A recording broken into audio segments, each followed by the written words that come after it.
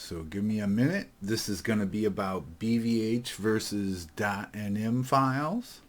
Which one you want to use to animate with. And there's that. Go in my groups here. Post this stream. So if you have any questions at all about BVH or .anim or exporting animation from Avastar, just ask me in chat.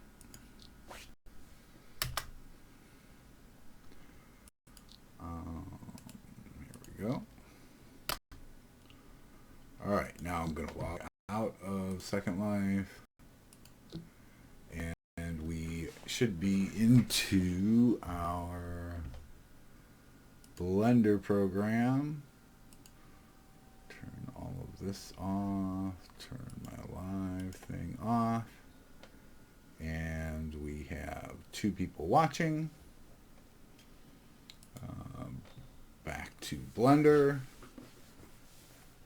So there's 2 basic file formats for Blender or for Avastar or for Second Life in general, and those 2 file formats are BVH and .anim files. Now I don't know any of this is fact necessarily, but .anim is supposedly an internal Second Life format that is the underlying format for all the animation in Second Life. So when we do use .anim, we get a few more features that BVH doesn't handle. I think we'll notice with some of the Maya users that they only had BVH and there were some limitations. I don't want to say that BVH has this limitation, all BVH files, but generally speaking, you couldn't really use bone translation or anything like that to export from Maya using BVH. Now we're lucky with Avastar because Avastar helped develop this .anim exporter for Avastar, and we also have the traditional BVH. Now with BVH, you'll see that the export window is completely different. You have a few settings, but then when you export it, you still have to import it into Second Life. Okay, whereas excuse me, .anim files have all of your settings right here. So you have your frames per second, you have start and end frames, ease in, how the animation blends in, the animations blend into each other, ease in, ease out, and your priority. And priorities with .anim files go up to priority 6. Okay, and with BVH you only get as high as priority 4. Okay, some people will argue that you get priority 5, but I've never seen that. BVHs get as high as priority 4, and .anim get as high as priority 6. So you have 2 more slots that you can put animation into when you use .anim. And then you have, of course, the loop, whether you want it looped or not. So I can go like that, and the loop would probably be 52. This is like a clapping animation. And I probably won't loop this. This is going to be a gesture. So, but with .anims, all of the information is contained when you export it. So when you import it into Second Life, you're importing, you still choose animation, and you will choose that .anim file that you created and import it, but you won't get the import window anymore because all of that information that you would put into the window is right here in the exporter.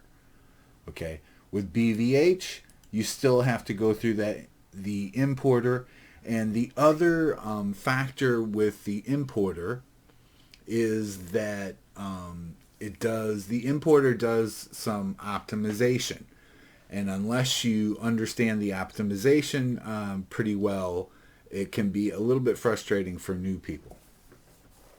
We have a question in chat. And pros in importing BVH, or just skip it. There aren't that many pros with importing BVH. I guess if you want to say that there's a pro to using BVH, I guess it's a standard format, and you could end up taking that animation and importing it maybe into Unity or something like that. It would easily import into Unity or some other game engine. But again, if you're the one creating the animation, you have access to those files. You can export it any way you want. You can export it in a FBX into Unity. So that's not really a big benefit. With .anim, there's also another hidden benefit. This is not something I have tested, so I can't confirm that this is true. But it is a rumor that with .anim files, you can adjust the priority of every bone. Okay, so here with .anim, we have our main priority for the whole animation. But, and this is a rumor, I have not tested this at all. But within every bone, we can also have a priority. So right here on the collarbone here, I have a priority. And if I go into my side panel and I go down to properties, here is the priority right there. So I don't know what -2, I don't know what exactly that all means, but if you wanted to, you could adjust every priority of every bone and have it do crazy stuff. I personally have not used this because we already have a priority system, and it's just kind of a little bit easier to wrap your mind around prioritizing animations versus prioritizing bones. But if anybody wants to play around with priorities on each individual bone, then it could be an interesting project.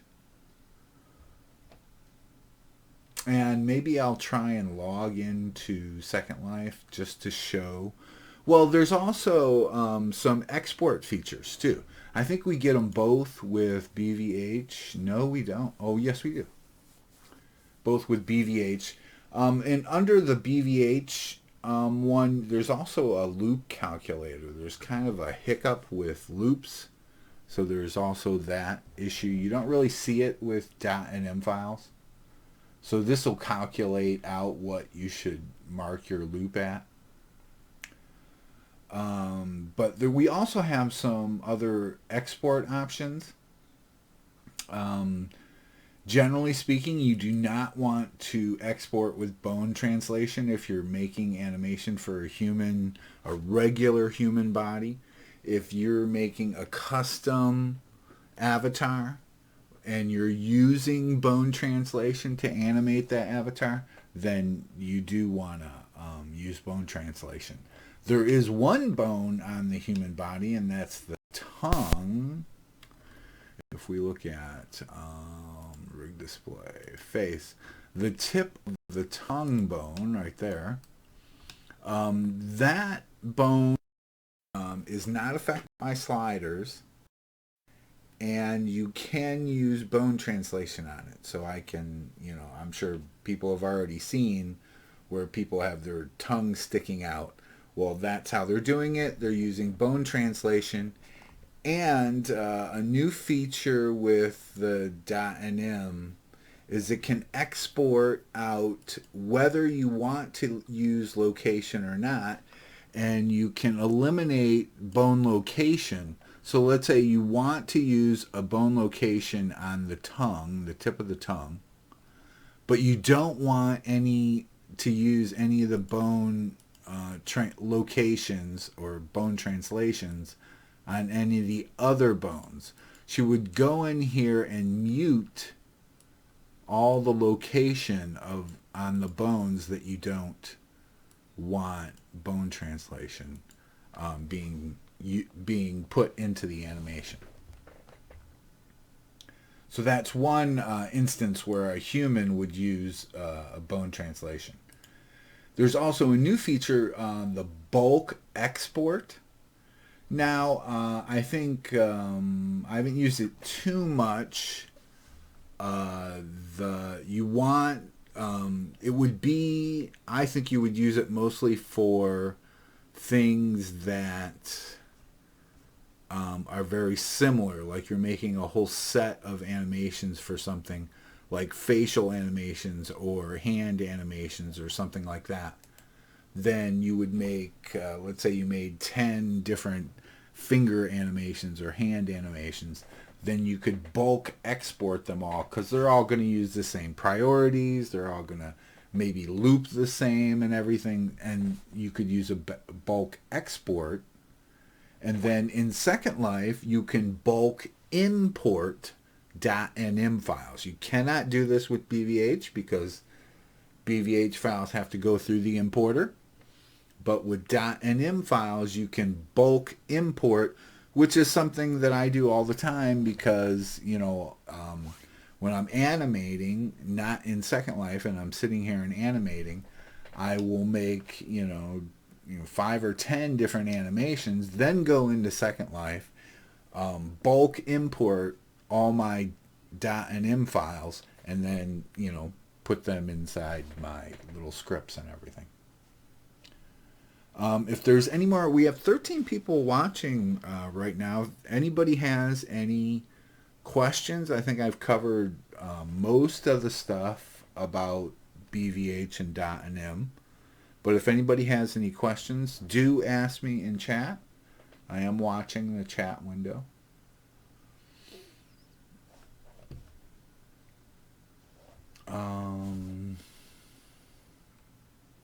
I guess I can log into Second Life, and the stream probably is going to struggle a little bit when I do this. So let me just save this file, close this, we'll log into Second Life, and I'll import a couple. Bella has a question, so go ahead, Bella, ask your question. So I'm going to log into Second Life. Hope the stream is probably going to struggle a little bit when I do this. And I am working on female animation. That's why I'm using a female avatar.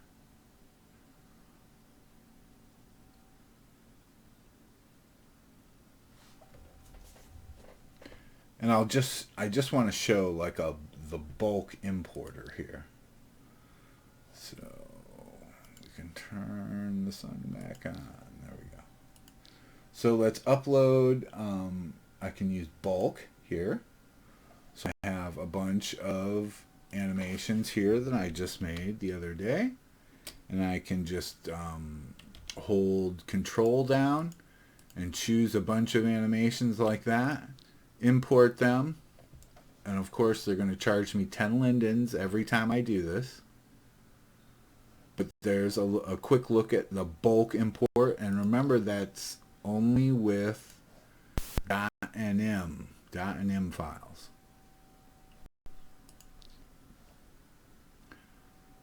I'm still waiting for Bella's question here. I don't want to close the stream before that. But normally, look at animation.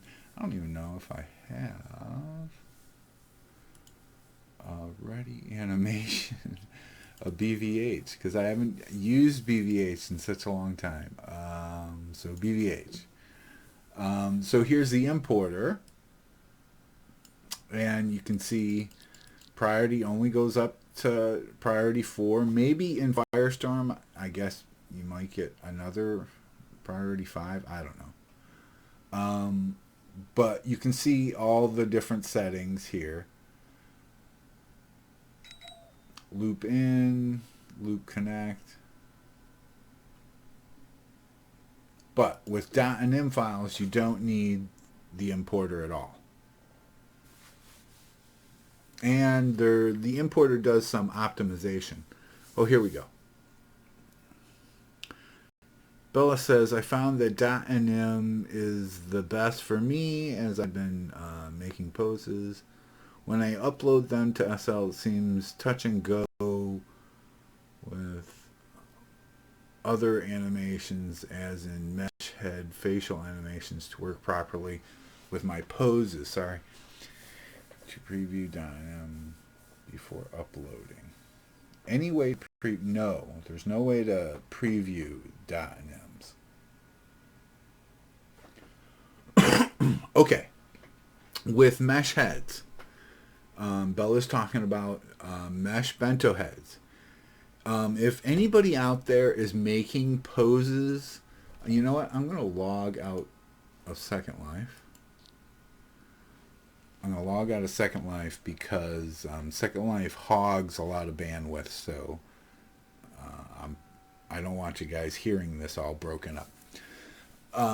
With mesh bento heads, if anybody out there is making animation for bento heads, I'm not saying not to do this, but I'm gonna have to do it today too.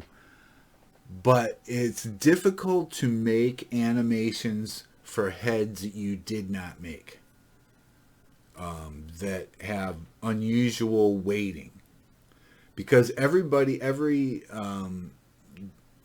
avatar or head creator is going to weight their face differently. So I might it's hard to say as an animator how far to push my eyebrows up if I don't know how much weight is given to those vertices. So it's difficult to make animations that are going to fit all bento heads well, let's put it that way, and be a very good expressive animation. So, and I'm not saying it's impossible, but you know, if you want to make animations or expressions for a specific bento head, then stick to that specific head and make and label your animations for that specific head.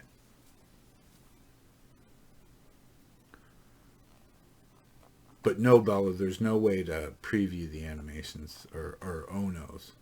There's no way to preview the animation, .anim, before you upload it. But then again, yeah, you can do it on the beta grid too.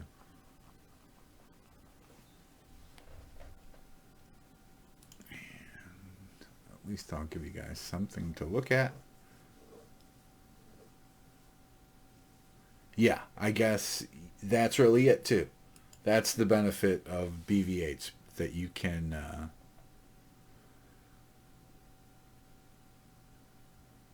yeah, the preview is Blender. There you go. That's that's a perfect point.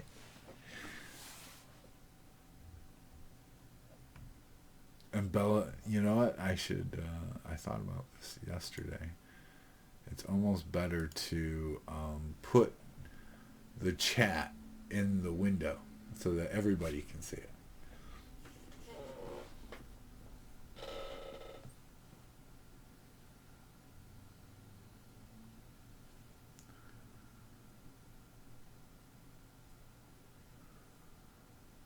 Right. I mean, Blender is definitely, you know, where you're going to customize your animation and everything. And it's not always going to be a perfect one-to-one, depending on, you know, of course Avastar wants it to be a perfect one-to-one, but it can't always be. But I think we've pretty much exhausted things. Right. I think we pretty much exhausted the discussion about ANIMs and BVH. If you want to see it in world, you could fake it. Say you were going to upload a BVH, then cancel and really upload a .nim. Eyes, etc. will not work on some heads because they're using alpha flipping for blinking while using bento bones for all the rest. Now that's weird. Why would you use alpha flipping when you could just use a bone? Oh, Jesus. Anyways, okay, we're going to end the stream. Have a good one, everyone.